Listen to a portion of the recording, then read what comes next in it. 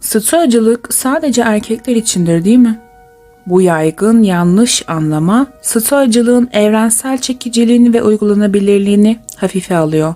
Bugün bu kadim felsefenin sadece erkekler için olmadığını, aynı zamanda kadınlar için de paha biçilmez bir bilgelik sunduğunu ortaya koymaya çalışacağız. Stoacılık esneklik ilkelerini öğretir. Duygusal zeka ve herkes için gerekli olan kişisel gelişim, cinsiyet engellerini aşmak, Stoacılığın kadınlar için neden hayati bir felsefe olduğunu keşfederken lütfen bize katılın. Kendi kendini güçlendirme ve tatmin edici bir yaşam için araçlara bakacağız. Başlamadan önce videoyu beğenirseniz ve Stoacı felsefeyi yaymama devam etmeme yardımcı olursanız gerçekten çok sevinirim. Abone değilseniz abone olmayı ve zili etkinleştirmeyi lütfen unutmayın. Böylece hiçbir videomu kaçırmazsınız. Evet, başlıyoruz. 1 numaralı dersimiz: toplumsal beklentilerin çevresinde dolaşmak. Toplumsal beklentilerde dolaşmak genellikle ipte yürümeye benzer. Özellikle de sıklıkla çok sayıda önceden tanımlanmış rol ve standartla karşı karşıya kalırlar. Kadınlar için stoacılık kontrolümüzde olan ve olmayan şeyleri anlamaya dayalı bir felsefe, derinlemesine bir yol sunar. Bu sularda gezinmek için genç bir kadın olan Sena'nın deneyimini gelin beraber düşünelim. Sena gelişmekte olan bir girişimcidir. Akranlarının çoğunun daha geleneksel kariyer yollarını veya kişisel hayatlarını izlediği bir toplumda yaşıyor olsun. Ne zaman evleneceksin veya neden düzenli bir işin günlük etkileşimlerinin bir parçası olmadığı gibi sorular, Sena'nın geleneksel bir yolu seçmesi yönündeki toplumsal beklenti bu dış baskıların ortasında elle tutulur hale geliyor. Stoacılık Sena'nın dayanağı oluyor. Epiktetos'un sözleri onunla derinden yankı buluyor. Zihnimiz üzerinde gücümüz vardır. Dış olaylar üzerinde değil. Bunu fark edin ve güç bulacaksınız. Bu stoacı bilgelik Sena'ya toplumun beklentileri ile kendi gözlemleri arasında ayrım yapma gücü veriyor. Başkalarının fikirlerini ve sorularını kontrol edemese de bunları nasıl algıladığı ve onlara nasıl tepki verdiği konusunda tam yetkiye sahip olduğunu anlıyor. Bu farkındalık özgürleştirici. Sena bu toplumsal baskıları engeller olarak değil, duymamayı seçebileceği dış gürültüler olarak görmeye başlıyor. Girişimci hedeflerine odaklanıyor, enerjisini dış etkenlere değil, tutkularını ve işine kanalize ediyor. Geleneksel bir kalıba uyma endişesiyle harcamak yerine. Yani yolculuğu meydan okuma ile ilgili değil ama kendi değerlerine ve vizyonuna sadık kalmakla ilgili. Ayrıca stoacılık onun bu toplumsal beklentilere, yolunu anlamayanlara karşı hayal kırıklığı veya kızgınlık hissetmek yerine eşitlik duygusuyla yaklaşmasına yardımcı olur. Anlayış ve sabır geliştirir. Bu beklentilerin çoğunlukla kültürel normlarda kök saldığını ve kişisel yargılarda olmadığını stoacılık yoluyla fark eder. Sena, kendi yolunu kendi değerleri ve özlemleriyle uyumlu bir şekilde oluşturma gücünü bulur. İçsel olay sanatını öğrenir. Öz değerini ve başarılarını toplumlara değil, standartlarına göre değerlendirir. Bu bakış açısındaki değişim sadece dışsal baskılarla başa çıkmasına yardımcı olmakla kalmaz, aynı zamanda seçimlerine dair derin bir huzur ve güven duygusu getirir. Özünde stoacılık, Sena gibi kadınların toplumsal beklentilerle başa çıkması için güçlü bir araç sunar. Kişinin kontrolü altında olana odaklanmanın önemini öğretir. Düşünceleri, eylemleri ve tepkileri dışsal baskılara uyma ihtiyacından vazgeçmeyi öğretir. Bu ders sadece dayanıklılıkla ilgili değil, aynı zamanda duruşunu güçlendirmekle ilgili. Güçlendirme ve hayatı kendi şartlarında yaşama özgürlüğüyle ilgili. Ders 2. Duygusal emeği dengeleme. Duygusal emeği dengelemek bir görev genellikle orantısız bir şekilde kadınlar tarafından üstlenildiği anlamında hem kişisel hem de profesyonel alanlarda benzersiz bir zorluk sunar. Duyguları anlama ve yönetmeye odaklanan stoacılık, hayatın bu karmaşık yönünde yol almak için içgörülü stratejiler sunar. Duyguları anlama ve yönetmeye odaklanan stoacılık, hayatın bu karmaşık yönünde yol almak için içgörülü stratejiler sunar. Bir kadının kendini aile dinamiklerini yönetmenin tam ortasında bulduğu ve aynı zamanda profesyonel baskılarla karşı karşıya kaldığı bir senaryoyu düşünün. Onun rolü genellikle fiziksel görevlerin ötesine uzanır, duygusal destek alanına dalmak. Ailesine karşı empatik bir dinleyici olmaktan, yüksek stresli bir iş yerinde soğukkanlılığı korumaya kadar. Bu sürekli duygusal gezinme yorucu olabilir. Ancak stoacılık bir rehber ışık sağlar. Stoacı felsefe dış olaylardan ziyade tepkilerimiz ve düşüncelerimiz üzerinde kontrol sahibi olmayı vurgular. Bu yaklaşımı Seneca'nın bilgeliğinde örneklendirelim. Öfke için en büyük çare geciktirmektir. Bu ilkeyi benimseyerek gergin bir aile durumu veya zorlu bir iş yeri senaryosunda olsun, tepki vermeden önce duraklamayı ve duygularını işlemeyi öğrenir. Bu stoacı uygulama, duygusal emeği yönetmede dönüştürücü bir değişime yol açar. Kişi, duygusal katılımının gerçekten nerede gerekli olduğunu ve nerede olabileceğini ayırt etmede daha usta haline gelir. Geri adım atmak daha faydalı olabilir. Bu durum duygusal olarak kopuk olmak demek değildir. Duygusal etkileşimlerinde seçici ve bilinçli olmakla ilgilidir. Ayrıca stoacılık öz bakımın ve kendini kurtarmanın önemini öğretir. Kişisel sınırlarla kendi duygusal refahına özen gösterme ihtiyacını fark ederek ruhunu canlandıran aktivitelere zaman ayırmanın değerini bulur. Yalnız başına hobiler, fiziksel egzersiz veya sadece sessizce düşünme anları yoluyla olabilir. Bu öz bakım, bir lüks değil. Profesyonel hayatında da duygusal dengesini korumak için bir zorunluluktur. Stoacı ilkeler, stresli durumlara veya zor iş arkadaşlarına dürtüsel tepki vermeyerek iş yerindeki stresin ortasında eşitlik duygusu geliştirmeye yardımcı olur. Sadece duygusal enerjisini korumakla kalmaz, aynı zamanda stoacılık yoluyla işte daha uyumlu, mutlu etkileşimleri teşvik eder. Hayatındaki karmaşık duygusal taleplerle başa çıkmak için sürdürülebilir bir yaklaşım keşfetmeni sağlar. Duygusal ekonomi sanatını öğretir. Duygusal enerjiyi akıllıca ve amaçlı bir şekilde yatırmak, bu yeni keşfedilen strateji sadece çok yönlü rollerini yönetmesine yardımcı olmakla kalmaz, aynı zamanda bir denge ve tatmin duygusu da getirir.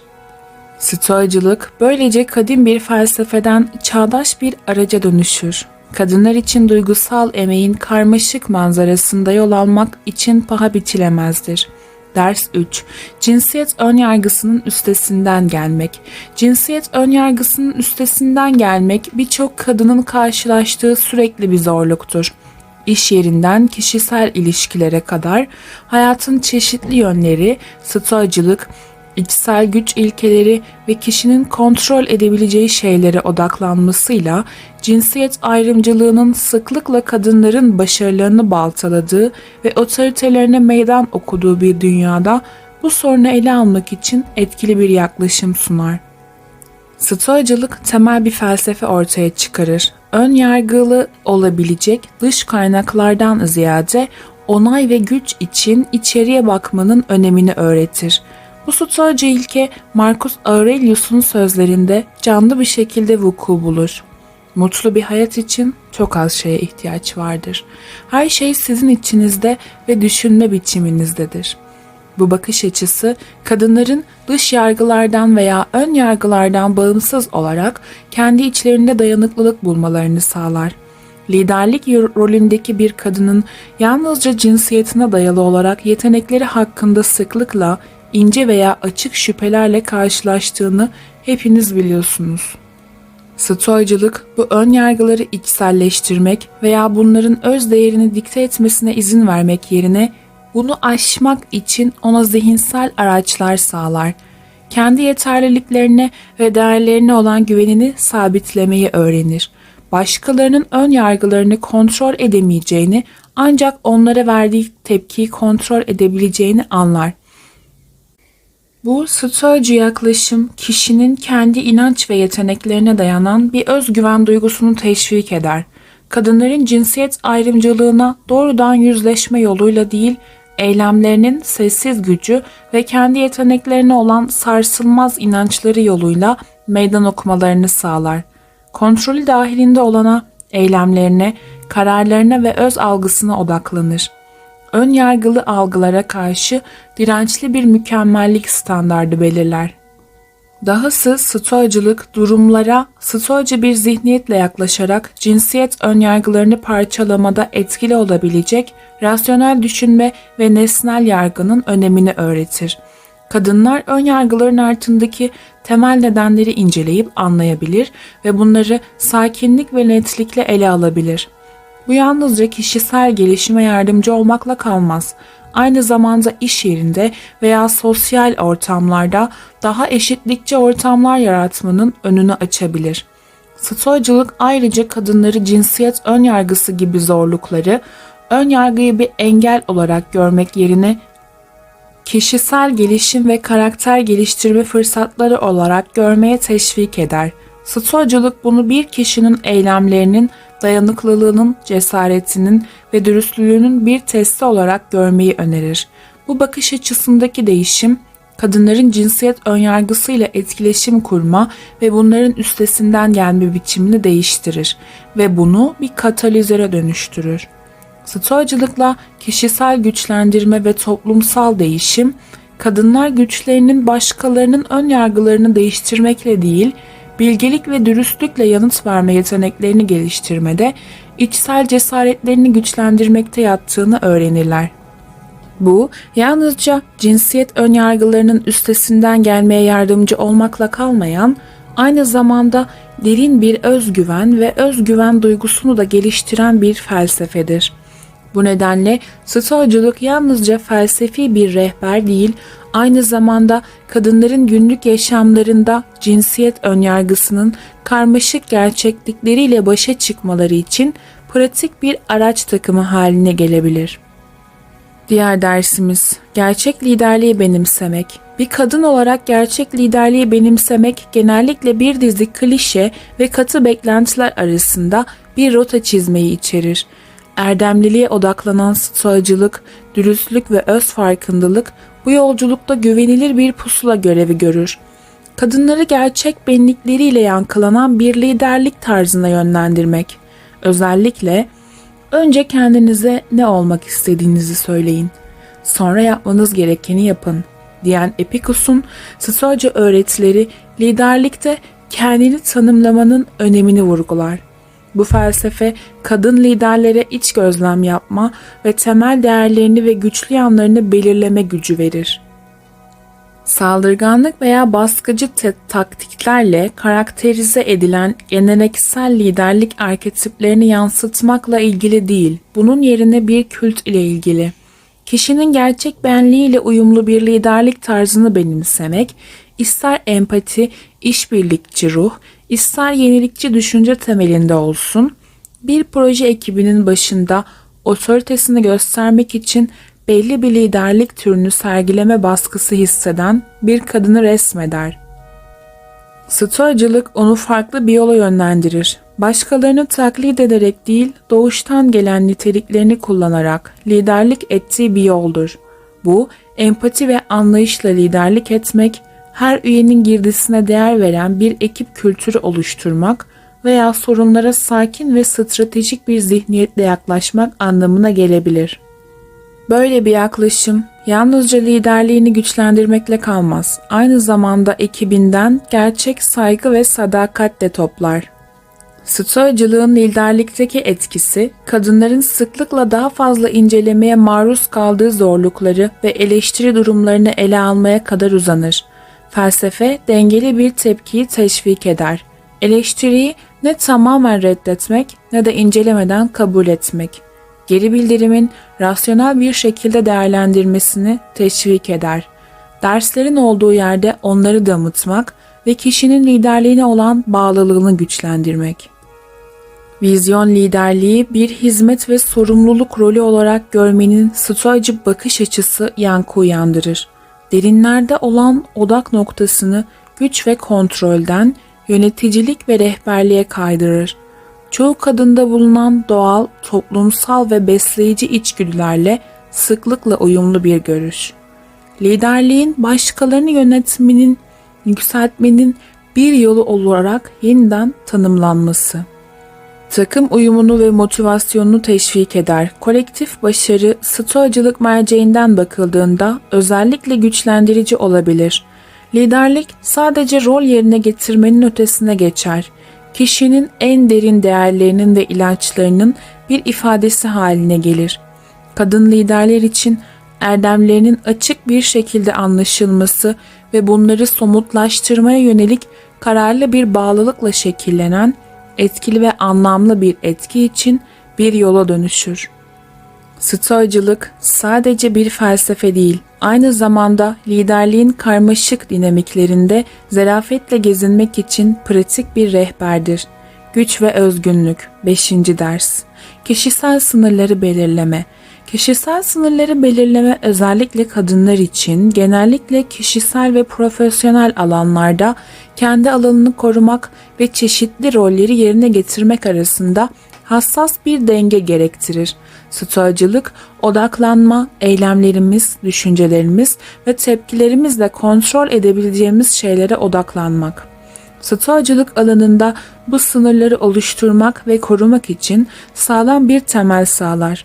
Başkalarının eylemlerini veya beklentilerini kontrol edemesek de onlara nasıl tepki vereceğimiz konusunda tam bir egemenliğe sahip olduğumuza dair derin bir anlayış vardır. Buradaki içgörü Epiktetos'un öğretileriyle de uyumludur. Bizim başımıza gelenlerden değil, olanlar hakkındaki düşüncelerimizden rahatsız oluruz. Bu felsefe, zamanı ve enerjisi üzerinde sürekli taleplerle karşı karşıya kalan bir kadın için güçlü bir araç haline gelir ve kaynaklarının kendisine ait olduğunu ve bunları uygun gördüğü şekilde tahsis edebileceğini fark etmesini sağlar.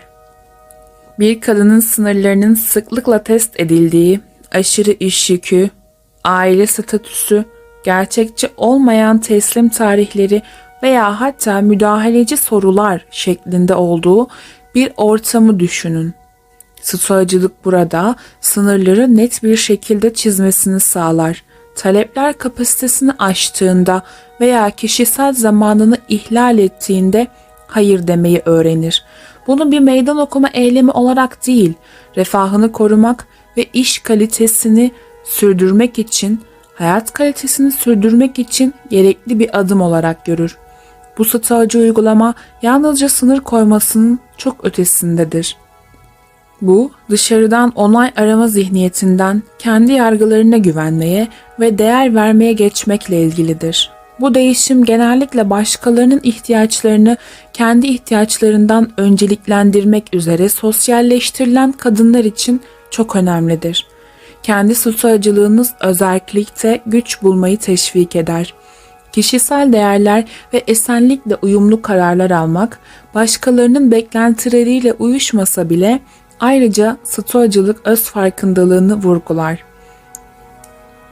Stoacılık dayanıklılık sunar. Bazen kısa vadeli rahatsızlığa katlanmanın uzun vadeli huzur ve esenlik için gerekli olduğunu öğretir. Bu felsefeyle donanmış bir kadın sınırlarını zihinsel ve duygusal sağlığı için gerekli olduklarına güvenerek belirleyebilir. Bu nedenle stoacılık kadınlar için pratik ve güçlendirici bir araç haline gelir. Bu durum duvar örmek değil, öz saygı ve kişisel inisiyatif duygusu oluşturmakla ilgili tamamen. Kadınların hayatlarını onurlu bir şekilde yönlendirmelerine yardımcı olmakla ilgili. Çeşitli rolleri yerine getirme telaşında ihtiyaçlarının ve değerlerinin gölgede kalmamasıyla ilgili. Diğer ders. Sıkıntıdayken amor fatiği kucaklamak. Zorluklarla karşı karşıya kalan kadınlar için özellikle Hayati önem taşıyan Amor Fati, temel bir stoacı uygulamasıdır. Bu ders, kader sevgisi anlamına gelen Amor Fati'nin stoacı kavramına odaklanır. Gerektiğinde zorluklar da dahil olmak üzere hayatın tüm yönlerini kucaklamayı teşvik eder ve zenginleştirir. Amor Fati'nin özü, hayatın getirdiği her şeye karşı kabul ve sevgidir.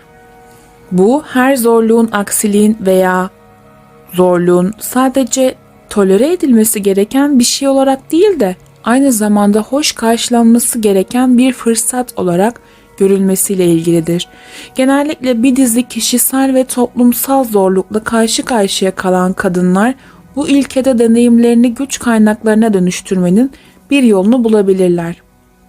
Örneğin yerleşik toplumsal beklentilerle veya kişisel engellerle başa çıkmak, bu durumları haksız veya külfetli olarak algılamak yerine Amor Fati'nin merceğinden yeniden çerçevelendirebilir.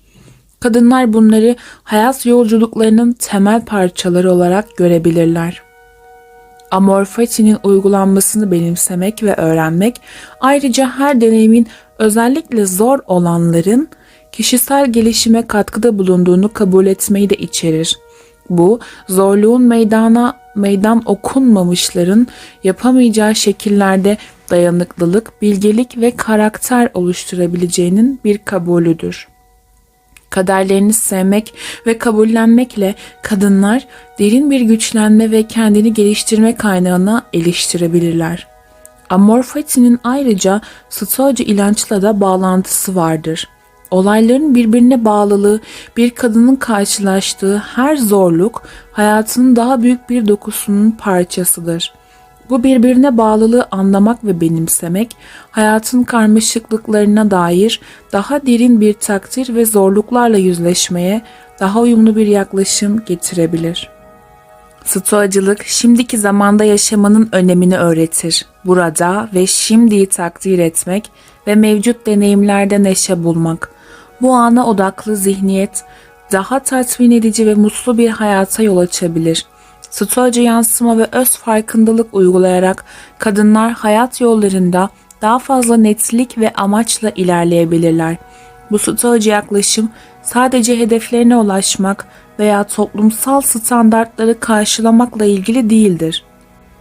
Bu, daha derin bir kendini keşfetme yolculuğu ve kişinin gerçek benliğiyle uyum sağlamakla ilgilidir.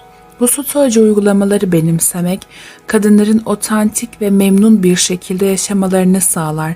Kişisel değerleri ve özlemleriyle rezonansa giren seçimler yapmak, bu tatmin edici bir hayata doğru bir yolculuktur.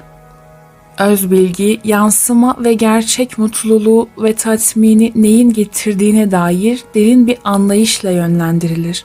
Bugün öğrendiklerimize geri baktığımızda stoacılık yolculuğunun sadece bir felsefeyi anlamakla ilgili olmadığını, özellikle sürekli değişim ve zorluklarla dolu bir dünyada yol alan kadınlar olarak her birimizin içindeki gücü keşfetmekle ilgili olduğunu anlamak için şimdi aşağıdaki yorumlarda düşünme ve bağlantı kurma zamanı. Hangi dersin sizinle yankı bulduğunu paylaşın. Yaşadığınız bir zorluğu yazın. En çok ya da stoacılığın günlük hayatınızda size nasıl güç verdiğini hikayeleriniz ve içgörülerinizle sadece bize ilham olun. Büyüyen topluluğumuzun dokusunda hayati iplikler, topluluktan bahsetmişken heyecan verici bir haberimiz var. Artık katıl butonumuz açık. Burada bize üye olabilir ve yolculuğumuzu geliştirmek için tasarlanmış bir dizi avantajın kilidini açabilirsiniz. Yorumlarınıza öncelikli yanıtlar alacaksınız. Sesinizi daha yüksek ve daha net duyuracaksınız. Kanal sayfamızda adınızın yanında gururla sergilenen özel bir üye rozeti ile tanınacaksınız. Hepsi bu kadar da değil. Üye olarak adınız her videonun sonunda yer alacak. Kolektif büyümemize yaptığınız katkıyı kutlamak, topluluğumuza katılmak sadece avantajlara erişmekten daha fazlasıdır. Benzer düşünen bireylerden oluşan küresel bir ağ ile daha derin bir bağ kurmakla ilgilidir. Birlikte büyümek, birbirimizden öğrenmek ve Stoacı yolculuklarımızda birbirimizi desteklemekle ilgilidir. Bu yüzden beklemeyin, katıl düğmesine tıklayın, Stoacı topluluğumuzun bir parçası olun ve birlikte bu büyüme ve güçlendirme yolculuğuna çıkalım. Stoacılığın gücünü hatırlayın. Sadece öğrendiğimiz derslerde değil, birlikte kurduğumuz toplulukta da var. Birlikte daha güçlüyüz. Birlikte daha dayanıklıyız. Stoacıyız. İzlediğiniz için teşekkür ederim. Lütfen beğenmeyi ve abone olmayı ve sevdiklerinizle paylaşmayı unutmayın. Bir dahaki sefere kadar güçlü kalın ve unutmadan stoacı kalın.